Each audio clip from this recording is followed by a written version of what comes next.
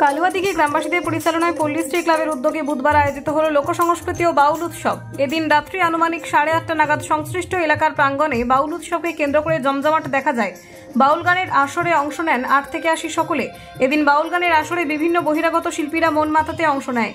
পাশাপাশি এদিন বাউল গানের আসরে অংশ নেন মালদা বিধানসভা কেন্দ্রের বিধায়ক গোপাল চন্দ্র সাহা ও অন্যান্য বিশিষ্ট ব্যক্তিরা। কমিটির কর্মকর্তা অজয় হালদার তিনি বলেন, এবছর বাউল উৎসব 24 বছরে পদার্পণ করেছে, ব্যাপক সাড়াও মিলেছে। মালদা থেকে বিশ্বজিৎ মণ্ডলের রিপোর্ট। উদ্যোগে আমাদের এই ধর্মীয় অনুষ্ঠান হচ্ছে।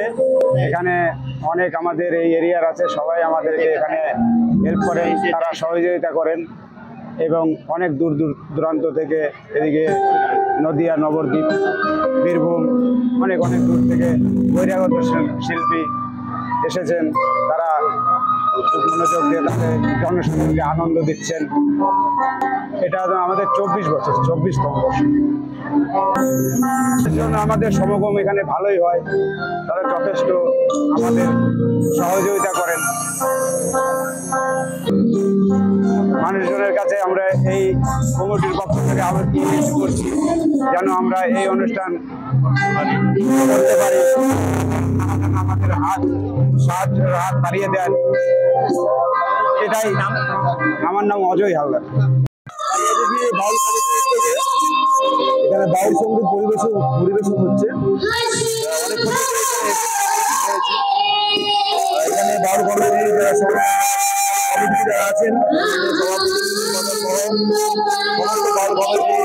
ধন্যবাদ জানাচ্ছি। এত সুন্দর একটা পরিবেশ এখানে রচনা করেছে। আমাদের কালুয়াদিঘি এলাকার এবং সারাউন্ডিং ভাল্লুর অঞ্চল, পাশে হাসপাতালের অঞ্চল আছে, প্রতি বছরই হয়। এখানে প্রচুর ভক্তবৃন্দ উপস্থিত হয়েছে, খুব ভালো লাগছে। বাউল সঙ্গীত যারা পরিবেশন করছেন এবং যারা সমস্ত ভক্তবৃন্দ সাধুগুরু বৈষ্ণব যারা উপস্থিত হয়েছেন, প্রত্যেকে সেই চরণে প্রণাম জানাচ্ছি।